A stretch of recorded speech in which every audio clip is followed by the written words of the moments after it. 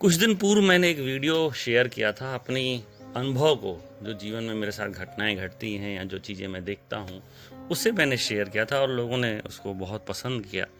तो ऐसे मेरे पास बुज़ुर्गों के बातें, सीनियर सिटीजन के बातें, उनके अनुभव, बहुत सारी चीज़ें हैं जो मैं चाहता हूँ कि शेयर करूँ।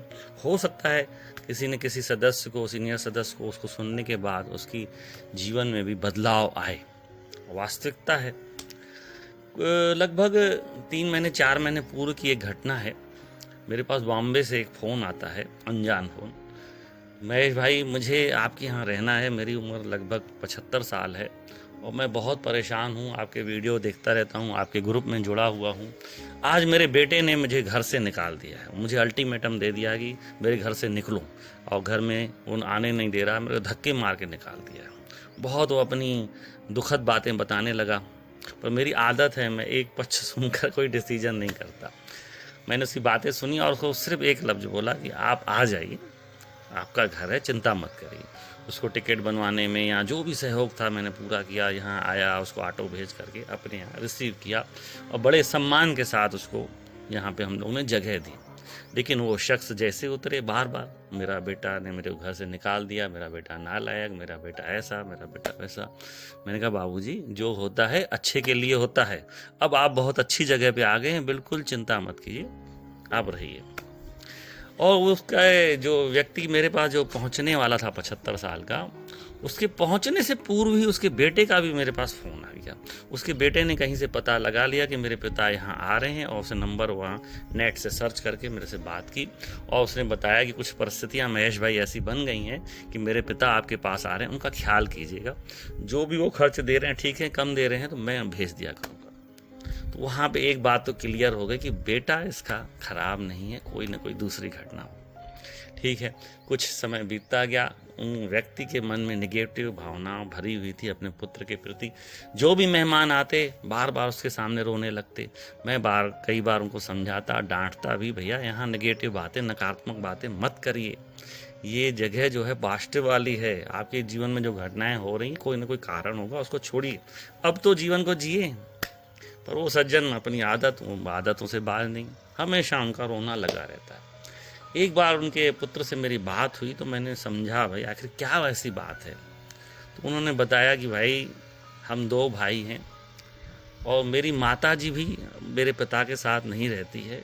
वो उनका एक बेटा अमेरिका में उनके साथ रहती है।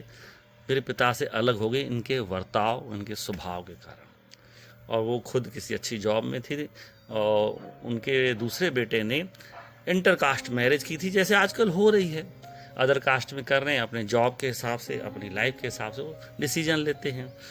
उस शादी से वो बुजुर्ग संतुष्ट नहीं था और वो उनकी शादी में बार बार टुक टुक टुक करता रहता। मेरा नुकसान करवा दिया मेरे बेटे ने, मेरे एक से एक शादियां करवाता, ये कराता।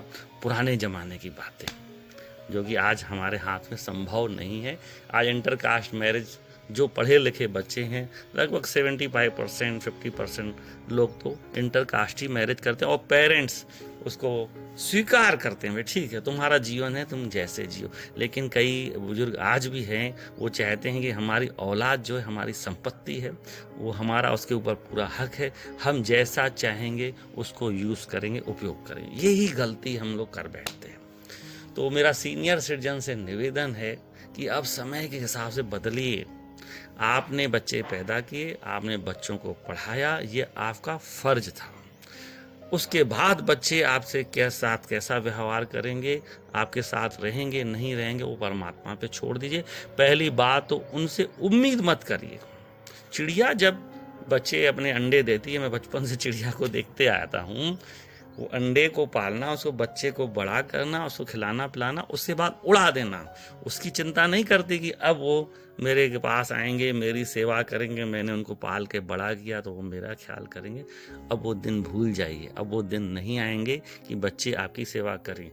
करते हैं, ख्याल करते हैं, जब आप उनके हिसाब से चलें कोई, मैंने पहले वीडियो में बोला था, बच्चा हमारा कोई गलत नहीं होता। हमारी जो संस्कृति है हिंदुस्तान भारत की, जो हमारा पालन पोषण है, कोई भी कच्चा गलत नहीं होता। लेकिन हम कहीं कहीं गलत हो जाते हैं, हम उनके जीवन में दखल अंदाजी करने लगते हैं। तो उम्मीद न करें, उम्मीद बहुत परेशान करती है। हम अपने समय के अनुसार हम अपनी व्यवस्थाएं देखें कि हमें अपना जीवन कैसे जीना है। फिर ऐसा संजोग बन जाता कि हम बच्चों के साथ रहते हैं या बच्चे हमारे साथ रहते हैं, तो उनको उतनी ही आज़ादी दें, उतनी ही स्वतंत्रता दें जितनी आप अपने लिए चाहते हैं। कई बार हमें लगेगा कि ये गलत हो रहा है, ये गलत कर रहे हैं बच्चे, पर आपको आंख मूंदनी पड़ेगी।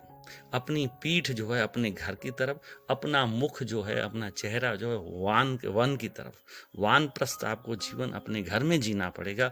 आप घर में भी रह के अनजान बनना पड़ेगा, मेहमानों जैसे रहना पड़ेगा, तो ही आपका जीवन अच्छा रहेगा, खुशहाल रहेगा।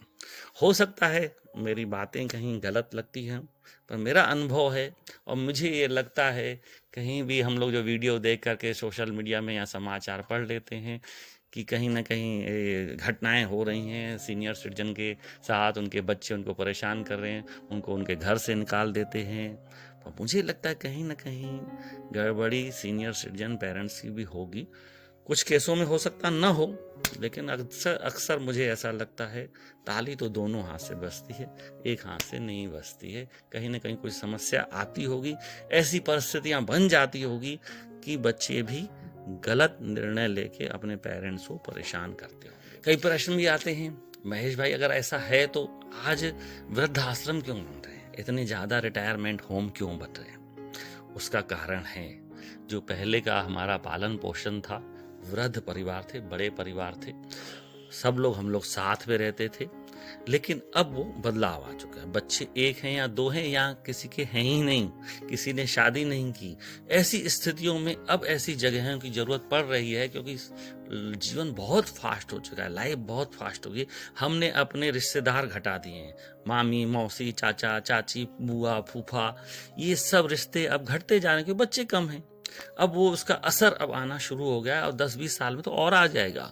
जब हमारे कोई रिश्तेदार नहीं रहेंगे, हमारे कोई नज़दीक वाले नहीं रहेंगे, तब हम ऐसी जगहों की तलाश करेंगे जहाँ पे हम उनके साथ, अपने हम उम्र लोगों के साथ रह सकें, अपना समय व्यतीत कर सकें। इसको भी हमें निगेटिव में नहीं लेना है, पॉजिटिव में ले रहे हैं। तो ये अगर जगह बन रही हैं तो हमारी अच्छी व्यवस्था हो रही है सीनियर सिटीजन अवस्था को बिताने की। तो इसकी नीड है, ज़रूरत है, और ये और बढ़ेंगे, आने वाले समय में और बढ़ेंगे। लेकिन मेरा प्रयास है कि पॉजिटिव ऊर्जा वाले बसे, निगेटिव ऊर्जा न रहे। अगर कोई निगेटिव व्यक्ति आता है, वो समाज से दुखी है, अपने परिवार से दुखी है, तो यहाँ आकर के वो खुश हो जाए, ऐसा हमारा प्रयास है। और ऐसे जगहें और भी बनने चाहिए। थैंक यू, शुक्रिया। मैं अपने जीवन के जो भी छोटे छोटे अनुभव हैं सीनियर सिटीजन के, वृद्ध लोगों के, मैं अपना ज़रूर इसमें शेयर करूंगा। और आप अपने विचार मुझे पर्सनल नंबर पर भेज सकते हैं। हो सकता है मेरे विचार भी कहीं गलत हों, मेरे अनुभव भी कहीं गलत हों, तो मुझे क्षमा कीजिए।